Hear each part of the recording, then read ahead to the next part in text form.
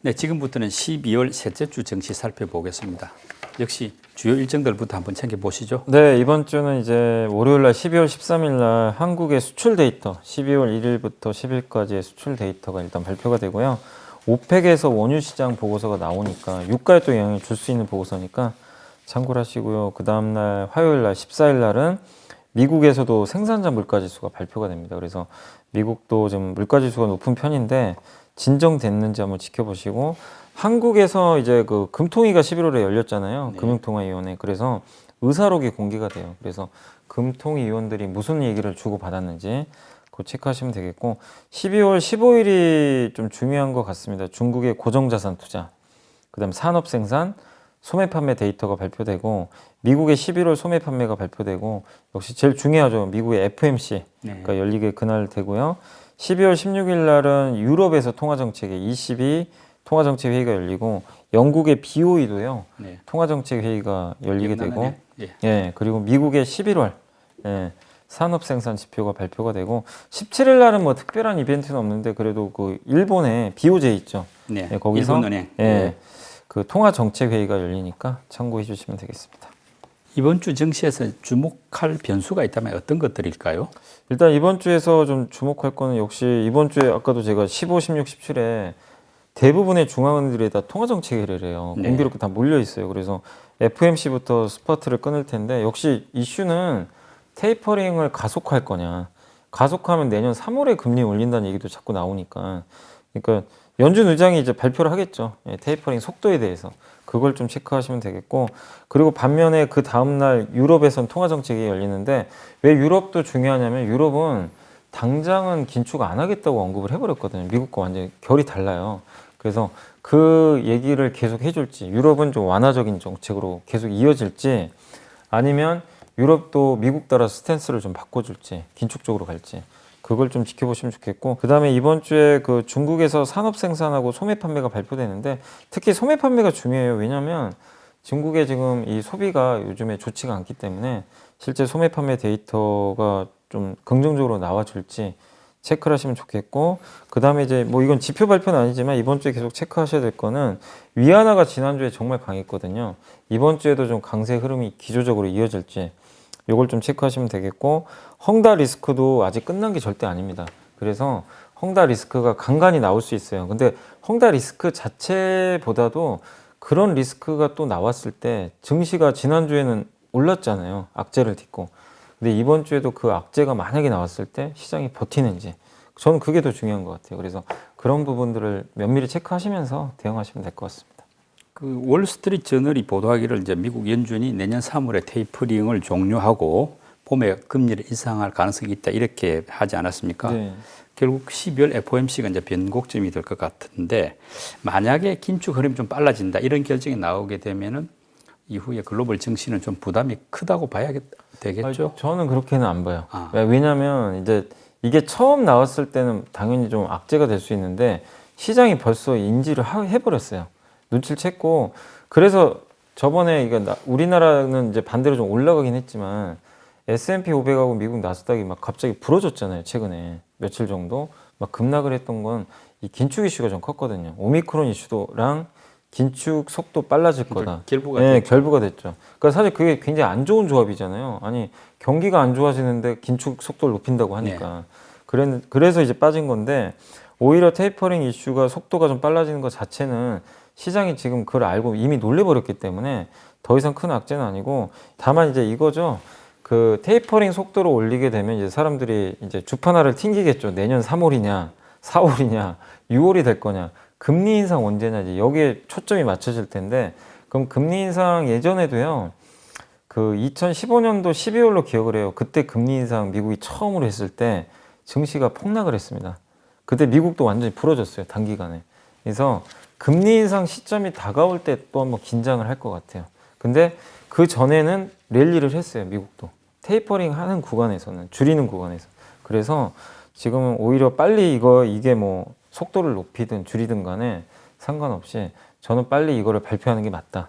그래야 불확실성이 해소되고 시장 참가자들이 대응을 할 수 있어요. 아, 뭐 이렇게 좀 빨라지는구나, 늦게 하는구나. 그래서 저는 어쨌든 테이퍼링 이슈 자체를 너무 부정적으로 보실 필요는 없다.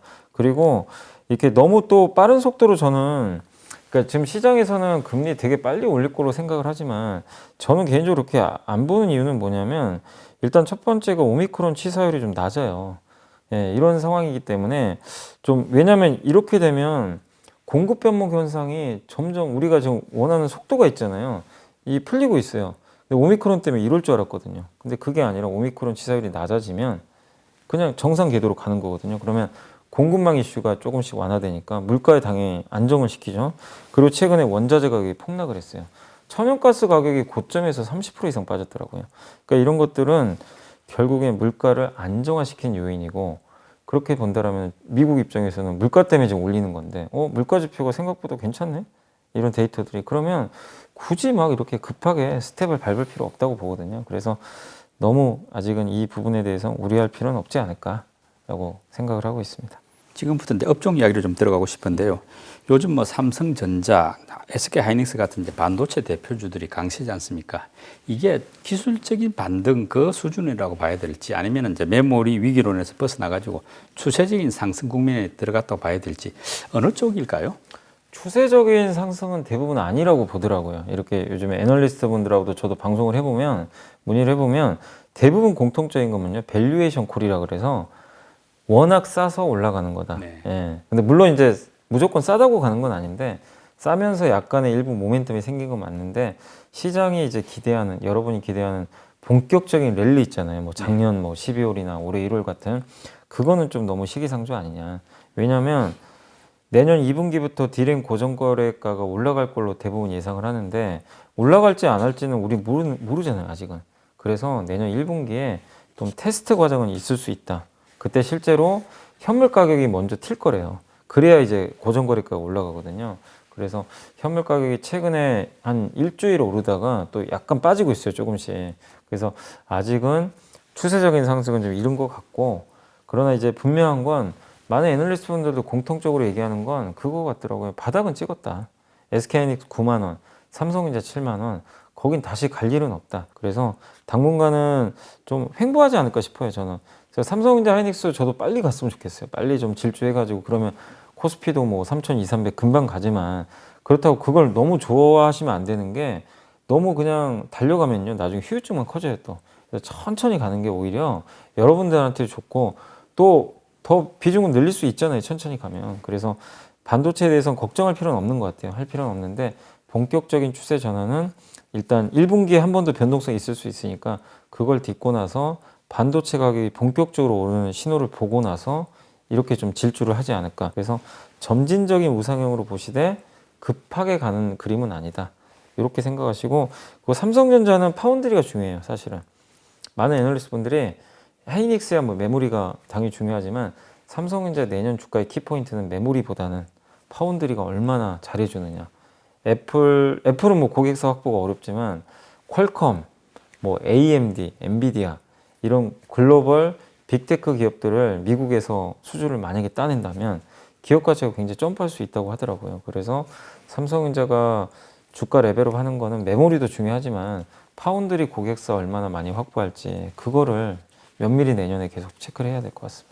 LG 에너지 솔루션 이제 금융위원회에 증권 신고서를 제출했는데요. 먼저 상장 일정하고 흥행 전망부터 한번 짚고 시작하시죠. 네, 일단 상장 일정은 그 1월 10일이라고 12일에 수요 예측이 있어요. 기관들 있고 1월 18일, 19일에 청약이 있습니다. 공모주 청약. 많이들 하실 것 같고요. 그리고 1월 말에 상장을 합니다. 날짜는 아직 안 정해졌고 1월 말로 예정이 돼 있고요. 공모가 범위가 25만 7천 원에서 30만 원 사이고 이걸 대입해 봤을 때 시가총액이 60조에서 70조 사이가 나옵니다. 그래서 지금 시장에서는 LG 에너지 솔루션 적정 가치를 최소 100조로는 봐요. 네. 그러니까 공모가는 당연히 할인을 하거든요. 그래서 60조, 70조 이 시총 자체는 굉장히 매력적인 것 같아요. 그래서 아마 내년에 공모주 청약 아마 엄청나게 흥행을 좀 할 것 같습니다. 그래서 많은 분들이 하실 것 같고 이번에 그 상장하는 물량은 LG 에너지 솔루션 전체 주식의 18.16% 정도 되는 것 같더라고요. 그래서 물량은 그렇게 많진 않아요. 많지 않은데 아무튼 정말 대여급이 지금 내년 초에 상장을 앞두고 있어서 많은 분들이 좀 관심을 가질 것 같고, 그리고 LG화학의 지금 이번에 그 12.75조 원 정도 자금이 만약에 이게 성공을 하게 되면 확보를 한다라고 이렇게 보고 있습니다. 그래서 일단 LG 에너지 솔루션 내년 1월 그 중순부터 시작을 하니까 계속 좀 눈여겨보시면 좋겠고, 이게 일각에서는 좀 근데 또 너무 큰 게 상장을 하면 다른 대형주의 부담 아니냐 이런 예. 얘기도 있는데, 그거는 좀 일단 좀 지켜는 봐야 될 것 같아요. 실제로 그 이렇게 막 수급이 쏠리다 보면은 이제 다른 대형주보다도 특히 2차 아, 전지, 2차 전지. 다른 이런 경쟁사라든지 이런 데 좀 부담이 되지 않을까요, 주가에? 저는 일단 이렇게 봐요. 그러니까 2차 전지 올해 보시면 소재는 많이 갔잖아요. 소재주들은 양극재, 음극재 이런 거 많이 갔는데, 이상하게 뭐 삼성 SDI나 SK 이노베이션도 그렇고 셀 메이커죠. 이쪽은 주가가 오히려 빠져버렸어요. 그래서 완전히 양극화가 됐는데, 결국에 LG 에너지 솔루션이 상장을 하면 그동안 많이 올랐던 그 소부장 기업들은 좀 빠질 것 같아요. 수급이 이쪽으로 쏠릴 것 같은데, 근데 같은 이제 셀 메이커는 오히려 이 LG 에너지 솔루션이 상장을 하면 무슨 효과가 생기냐면요. 가치 평가가 가능해져요. 뭐냐면 이노베이션도 섞여 있잖아요. 근데 SDI는 물론 순수 업체인데 도대체 얘네는 적정 주가를 몇 조를 줘야 되냐, 시총을. 이게 좀 애매하거든요. 네. 근데 LG 에너지 솔루션이 만약에요, 예를 들어서 뭐 100조를 넘어갔어요. 그럼 삼성 SDI가 가만히 있겠습니까? 에너지 솔루션이 이만큼 튀어가는데, 그러면 삼성 SDI가 50조니까 얘도 거기에 따라서 같이 튈 수가 있어요. 이노베이션도. 그래서 저는 수급 이슈로 보면 좀 불리할 수 있지만 소재랑 셀은 다를 것 같아요. 오히려 셀 업체는 재평가가 되면서 LG랑 동일하게 같이 가는 그림이 나올 것 같고, CATL의 지금 시총이 300조거든요. 300조고 여기에 그러면 만약에 CATL이 300조가 적정하다고 가정을 했어요. 그러면 LG 에너지 솔루션을 생산 능력을 대입을 해보면 시가총액이 189조래요. 네. 그러면 이거 정말 아니 189조면 정말 엄청난 거잖아요. 그런데 이제 할인을 해야 된대요. 어쩔 수 없이 우리나라 네. 기업이니까. 중국은 자체적인 그게 크니까. 그래서 30% 할인을 하면 132조예요. 그래도. 그럼 뭐죠? 60조에 만약에 상장을 하면 더블이 나와요. 네. 근데 만약에 LG 에너지솔이 132조 갔어요. 그럼 다른 삼성이나 SK가 안 가는 게 더 이상하잖아요, 사실은. 예. 그럼 동반해서 갈 가능성이 높기 때문에 저는 셀 메이커는 굉장한 좀 오히려 수혜를 받지 않을까 이렇게 예상을 하고 있습니다. 그 국내 조선의 11월 수주량이 전 세계 58%로 아주 매우 좋은데요. 주가는 그렇지 못하지 않습니까? 네네. 조금 오히려 부진한데 왜 그런가요? 선박 수주가 물론 전체로는 중국이 1등입니다. 1월부터 11월 누적으로는. 근데 우리나라 기업들은 친환경 선박을 싹쓸이 해가지고 그 수주 단가는 굉장히 높은 편이고, 그래서 누가 봐도 지금 모멘텀은 좋은데 이게 시장이 그걸 걱정한대요. 올해 너무 잘했잖아요. 내년엔 감소한다. 그러니까 물량이 내년엔 줄어들 거나. 그러니까 우리 마법의 단어라고 하더라고요. 누가 피크아웃. 이거를 개인 투자하면 제일 싫어하는데 그냥 다 갖다 붙이는 거예요. 너 너무 잘 나왔지? 내년에 너 피크아웃이야. 빠져. 이 논리가 올해 진짜 개인 투자자분들이 제일 짜증나는 단어 중에 하나잖아요. 여기에도 이게 프레임이 갇혀버렸어요. 그래서 뭐 말은 될 수 있죠. 올해 좋으니까 내년 주는 거 아니에요?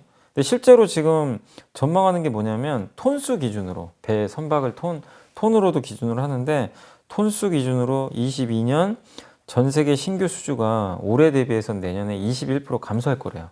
근데 이거를 너무 그대로 받아들이면 안 된다고 하는 게, 올해 수주가 너무 많았대요. 근데 왜 이렇게 많았냐면 2019년하고 20년 있죠. 이때 조선 발주가 없었대요. 너무 낮았대요, 기저가.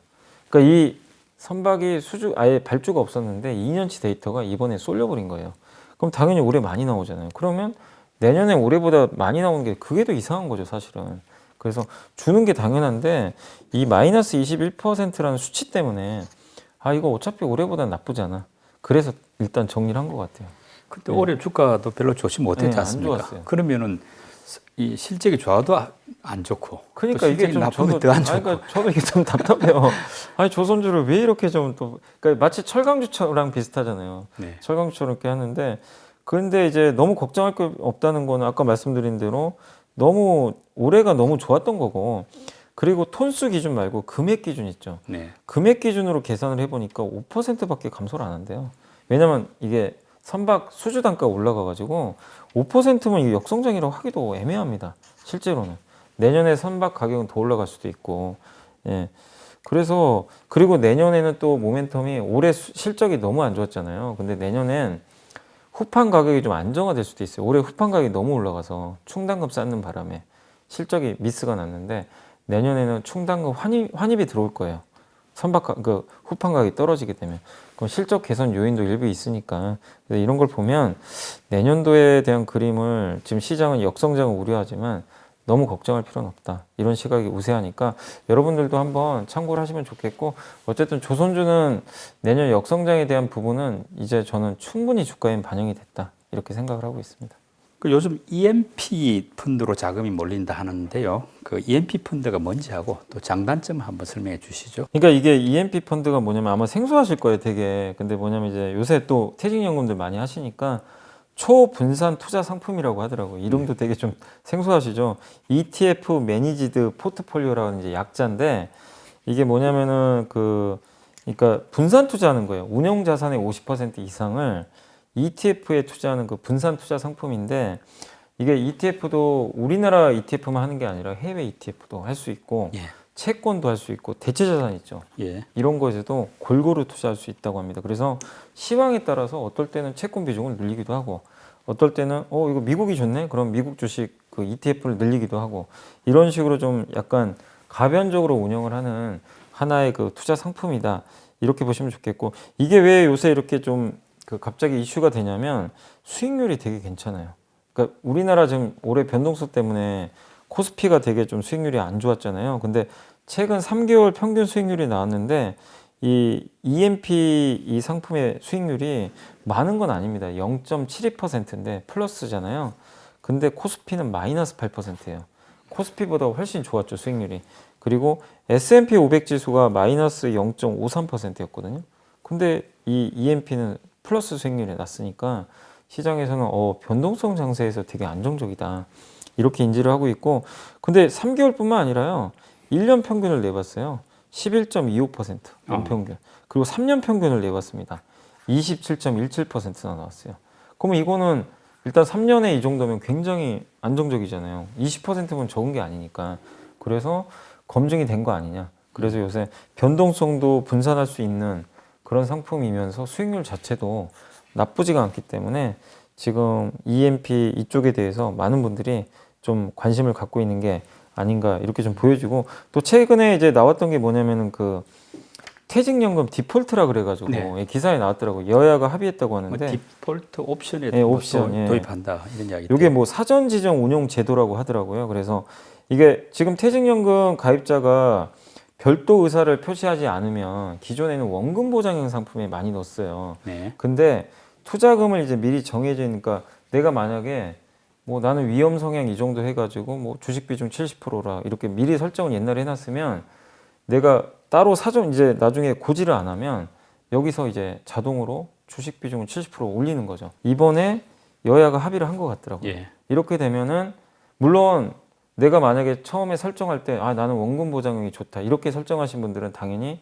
그쪽으로 가게 됩니다. 근데 내가 처음에 좀 위험 상품 쪽으로 선호했다라고 이렇게 고지를 했을 경우에는 이미 디폴트 옵션이 그렇게 돼 있잖아요. 그럼 나중에 내가 고지를 안 해도 그쪽에 무조건 투자를 하게 되는 네. 그런 식으로 바뀌었어요. 이러면은 주식시장에 이제 유동성이 좀 풍부해질 수도 있기 때문에 자금이 들어오겠네요. 들어오겠죠. 예전에 이 자금이 못 들어왔어요. 네. 근데 이제 그 길을 열어준 거죠.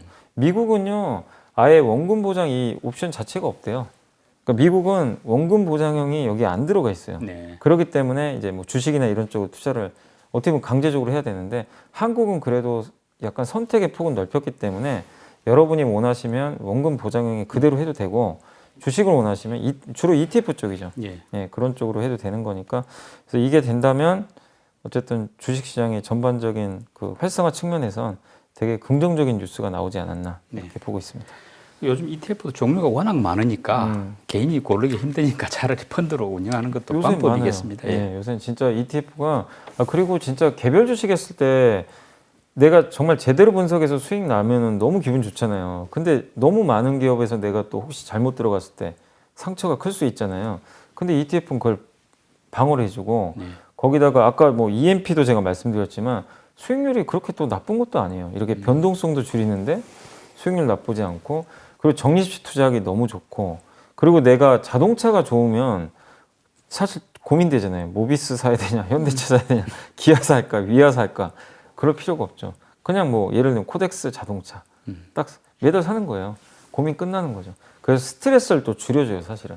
예, 그래서 ETF 투자 이거는 정말 좋고, 물론 이제 이런 또 간접 투자, 네. 예를 들면 뭐 공모형 펀드라든가 그런 것도 대안주로 좀 좋을 것 같습니다. 이제 12월 증시도 얼마 남지 않았는데요.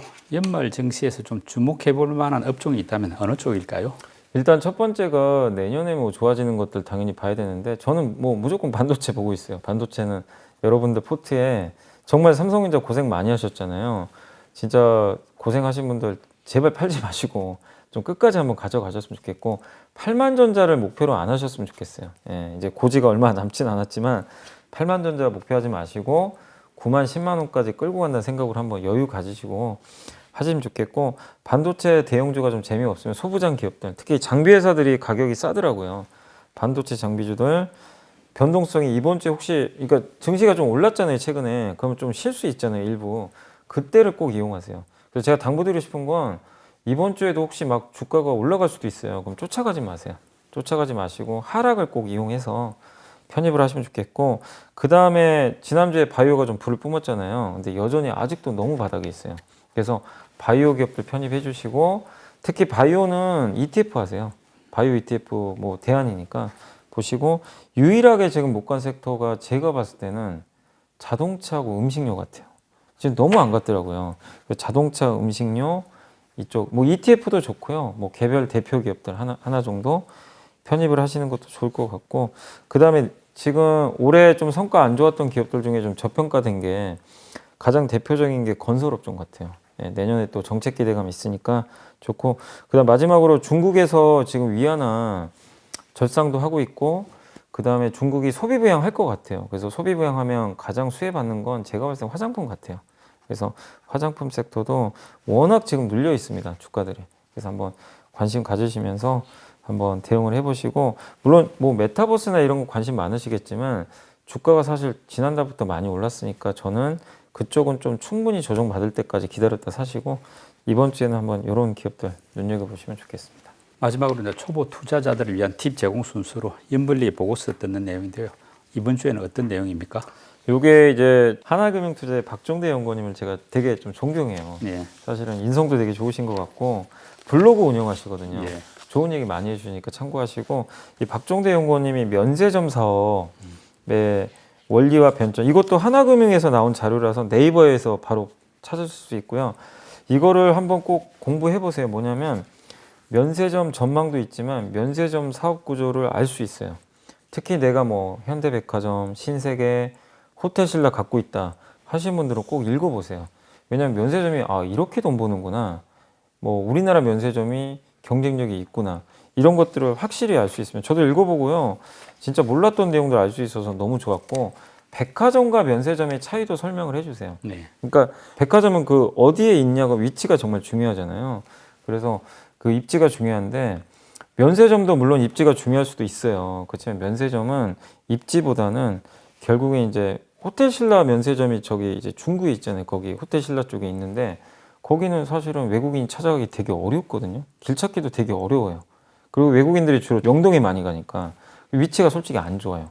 근데도 엄청나게 장사가 잘 되는 이유가 입지보다는 이 사람들이 와서 얼마나 거기에 뭐 루이비통이라든가 뭐 샤넬, 에르메스, 그러니까 면세점은 한마디로 글로벌 명품 브랜드나 유명한 브랜드를 얼마나 많이 확보하느냐, 이게 더 중요하대요. 브랜드 확보가 중요하다. 네, 왜냐면 어차피 이제 비싼 브랜드를 내가 싸게 사고 싶어서 면세점 오는 거잖아요. 네. 백화점 가는 게 아니라 이쪽으로 오는 이유는, 그래서 얼마나 많은, 그래서 호텔신라 예전에 이부진 사장이 한번 예전에 뭐 어디죠, 루이비통 거 입점을 시키려고 한번 만난 걸로 유명했잖아요. 입점 시켜버렸죠, 결국에. 네. 예, 그러니까 그만큼 글로벌 브랜드를 얼마나 소싱시키는지, 입점시키는지가 정말 중요하고, 백화점은 다르다. 백화점은 입지다. 요게 좀 차이가 있는 것 같아요. 그리고 우리나라는 현재 시내 면세점이 비중이 점점 커지고 있다. 옛날에 인천공항이 중요했는데 지금은 인천공항이 이제 갈 수도 없는 거니까. 근데 시내 면세점 비중이 좋아지면서 좋은 거는, 인천공항 면세점 그게요, 너무 임대료가 비싸대요. 이익을 다 갉아먹어요. 네. 실제로 돈은 아무리 많이 벌어도. 근데 시내 면세점 비중이 높아지면서 오히려 수익성은 좀 좋아지고 있다. 이렇게 보시면 되겠고, 한국 면세점 산업의 역사도 적어주셨어요. 1기부터 6기까지인데 1기가 옛날에 2005년부터 10년 내국인들이, 그러니까 우리나라 사람들이 이제 해외로 본격적으로 여행 갔을 때 그때 면세점 많이 들르잖아요. 그때가 1기였대요. 한국 사람 이제 밖에 나갈 때였고, 2기가 2010년부터 14년 이때가 호황기. 중국인들이 한국에 유입. 그때 우리 한국 면세점의 전성시대입니다. 그 화장품까지. 화장품 매출 비중이 제일 높아요. 면세점이.